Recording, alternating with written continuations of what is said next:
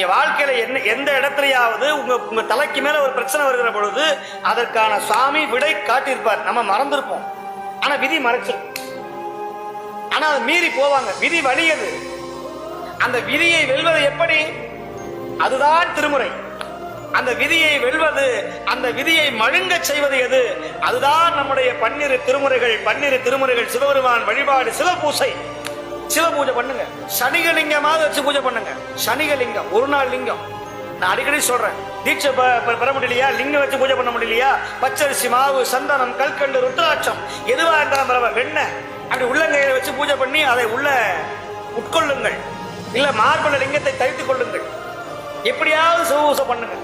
அதுவும் முடியலையா, ஒரு பதிகமாவது தினந்தோறும் பாராயணம் பண்ணி விடுங்க. ஒரு பதிகமாவது, ஒரு பாட்டாவது